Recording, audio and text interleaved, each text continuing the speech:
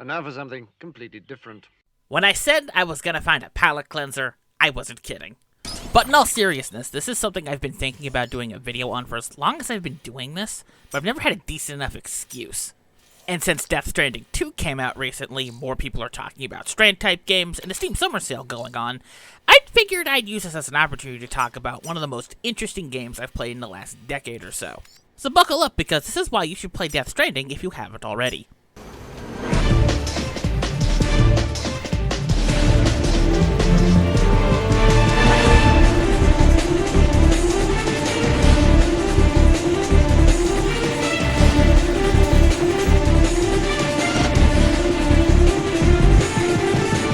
Where the hell do I even start with this one? The road that led to the creation of Death Stranding is a long and winding one, as well as one that we'll probably never get all the details on, but I'm gonna sum it up as best as I can.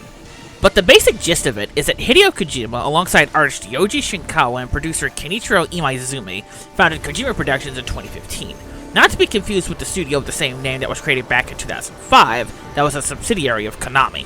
This was brought about because of a bunch of game cancellations, particularly Silent Hills, that was going to have Junji Ito as the art director. Sorry. And because of the release of Metal Gear Solid V, which actually ended up being the final Metal Gear game he worked on. And that's surprising because he's been trying to end that series since Metal Gear Solid 2. When Kojima Productions was first announced, it was revealed that they were working on a first-party exclusive for the PlayStation 4. And at E3 2016, we got to see a Kojima Unchained from Metal Gear, and got the reveal trailer for Death Stranding, and we were all thoroughly confused. But we were excited. We got new trailers as time went on, as Kojima games often do, followed by the release of the game on...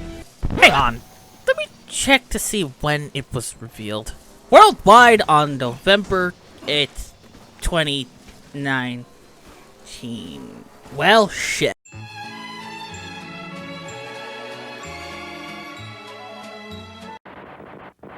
Hideo Kojima and his various writing partners over the years have a tendency to be weirdly topical. Between Metal Gear Solid 2 basically predicting how socialization, echo chambers, and access to unfiltered information on the internet would develop, as well as the controlling of information, hello social media algorithms, and a deleted scene in which the Arsenal gear crashed into the Twin Towers at the climax that had to be removed because the 9/11 terrorist attacks happened, and the game was released 2 months afterwards. It's kind of hard to not see how Death Stranding's early hours play out in a way that reinforces the incredible coincidences and vaguely prophetic story beats and themes.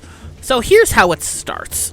You play as Sam Porter Bridges, a gruff and cynical freelance courier in a post-apocalyptic United States. He's contacted by the President of the United States, who's also his mother on her deathbed. She requests that he aid her in fulfilling her dying wish of reconnecting the scattered surviving city-states of America to the chiral network, a vast network that provides instantaneous digital communications and to make America whole again. This is complicated by the shattering of reality, rain that ages anything it touches called a timefall, and a bunch of fucked up ghost things called BTs. And that's the basic primer because I don't want to spoil a lot of the more out there stuff. Death Stranding as a narrative is the definition of a slow burn, and while I personally really like that because it gives me something to chew on, it's not for everybody. The main themes that it trades in are isolation, grief, and the importance of human connections.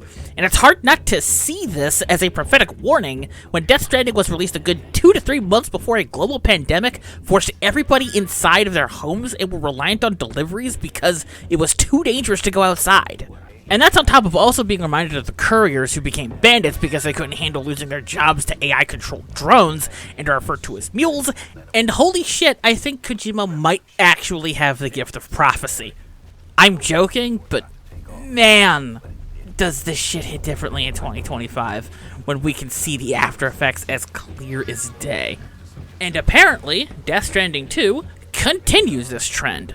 It can be very heavy-handed with its themes at times, but in the shockingly media-illiterate landscape of 2025, that might be necessary. The character writing, as in the minute-to-minute conversations that Sam has with the people he runs into, are great. And I'm drawing weird Metal Gear comparisons. Deadman and Hartman are basically Otacon split into two dudes, and Die Hardman is kinda like your Campbell XP. It's not one-to-one for obvious reasons, this is just how my weird brain is translating it. And Sam himself is pretty good when it comes to being an audience surrogate that's also aware of a lot of the stuff that's going on for the story and world. And speaking of world, Death Stranding does the thing I love of characters talking 2 or 3 layers deep in the setting's context, because all of the characters are in the know, and I'm over here on the sidelines going, tell me more, I'm confused, but I got the spirit to engage with this on your terms.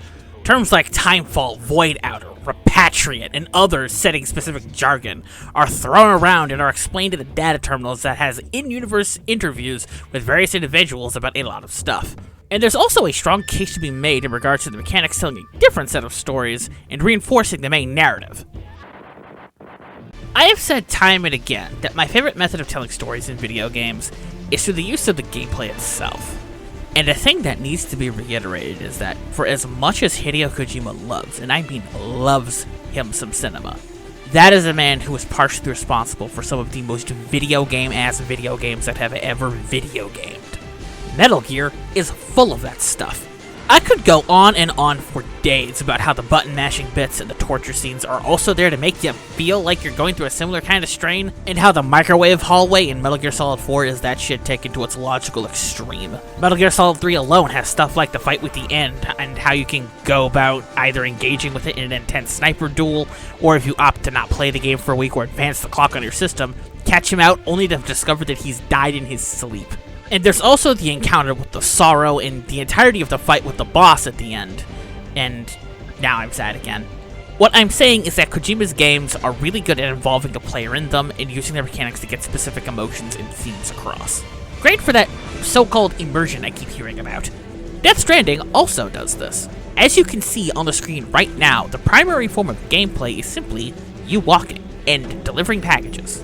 Death Stranding is, for all intents and purposes, a walking simulator. Like, an actual walking simulator in that it simulates walking because it is the main gameplay, and that has a ripple effect on everything else. You can walk and sprint, of course, but you also have all of your packages. By taking all of your different packages for delivery, you have to take several factors into account, like how much stuff can you get away with carrying before it starts to put a damper on your stamina regeneration. You gotta take different supplies and materials with you that aren't for delivery to make your trips less of a hassle. You need to constantly shift your weight if you have a lot of stuff to make sure you don't completely eat shit. You gotta plan your routes out for the most optimal trek. You need to watch for time falls corroding your stuff, and you also need to watch for 2 of the more important aspects of the primary loop: avoiding BTs and managing BB. BTs are more or less where a lot of the non-courier related friction comes from, because they turn Death Stranding into a stealth horror game in a great way, especially when you first run into them. And that also affects BB. BB is short for Bridge Baby. There's a whole bunch of stuff I can't get into, but the basic gist is that Sam is hooked into BB, and is the main way that you can scan the environment and detect BTs when you're in specific zones. You also gotta manage BB's stress, keep them calm when they start crying, and in general just keep things cool.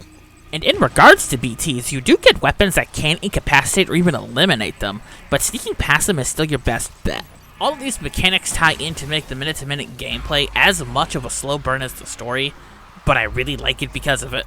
And on top of that, you get the ability to build various structures that make your life easier, like post boxes for lost cargo, and bridges to get across large bodies of water, which is another layer to consider.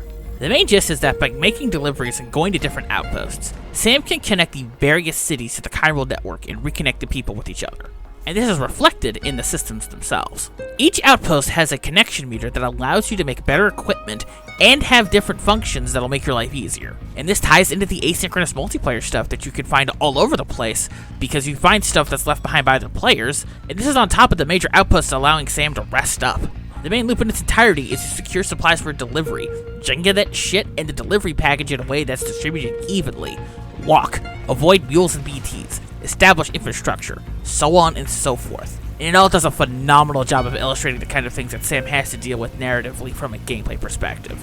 My favorite instance of gameplay is when I got access to power generators and charged up a battery-powered bike. I used that bike like it was going out of style. And then I got a job that took me to the mountains to get to a port city. At first it was fine, but as time went on it started raining more and more, and I had to make a choice between losing my bike or the cargo. I abandoned the bike because of how arduous the terrain was getting, even though it was doing its damnedest to get me through it. And it was that exact sequence of events that reminded me that Death Stranding is full of stuff like that. I love being able to use gameplay to tell stories and how systems and mechanics overlapping with each other can make for better stories because of my participation and not in spite of it. And Death Stranding, like Metal Gear before it to an extent, is so good at that. It's so good at it. I love it. I feel like I've yapped enough about the mechanics. Let's talk about how good the presentation is. Death Stranding is a looker of a video game. And you can tell that it's a good piece of benchmark technology because it originally came with my motherboard back in 2020. For all intents and purposes, I'm playing the Director's Cut version, which is more or less identical. And based on what I'm seeing with Death Stranding 2, it appears we're seeing technology advancing on a scale of how good Norman Reedus looks as a 3D model. I'm gonna start calling it the Reedus scale. Speaking of Reedus, Norman Reedus lends his face and voice to Sam in a very compelling case of inksuit actor. Some of the other characters do the thing of famous person gives their face and is voiced by a dedicated voice actor bit.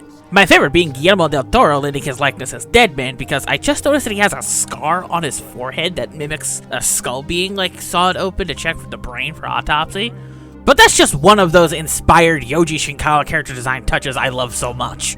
And while Yoji Shinkawa's character designs are great, the standout stuff has to be all the technology on display. It portrays a really cool sci-fi aesthetic of things being 3D printed in real time, and also looks sleek as heck. There's also a lot of really good music on display, and the use of licensed music for specific moments makes them all land extra well. And I gotta say, the environments are incredible to look at. These wonderful cliffs and bluffs are clearly not like anything in the continental United States, but it works with the eerie, broken reality that Death Stranding is trying to portray. And lastly, I love all of BB's animations.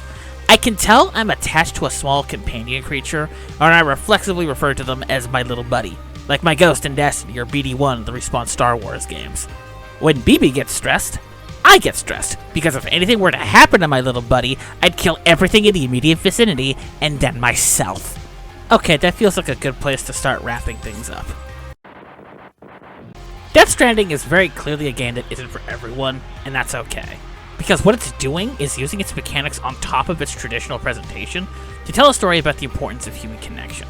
And in a time when it feels more isolating than ever, that's really comforting in a weird way. The whole loop of delivering packages and maintaining infrastructure is repetitive, sure, but in a way that feels rewarding when you interact with it on its terms. It's zen, in a way, when you aren't being chased by extra-dimensional torture ghosts. Now for the question of should you play this? If you've watched until now and you're not convinced, I can't help you. But if you're still intrigued, I'd say get it. The Director's Cut is currently on sale for around $22 Canadian because of the Steam Summer Sale, and that's more than a fair price for it. It's one of the most interesting games I've played in the last decade, and definitely the most interesting game I've played on this channel. And I don't mean that lightly. Between its narrative, gameplay, and the overall confidence to pull off what it pulls off, Death Stranding officially has my Go Play It You Cowards seal of approval. And that'll be it for this week's video. If you're stuck around until now and liked it, toss a like over. It helps the channel out a bunch. Thanks for watching, and have a good weekend.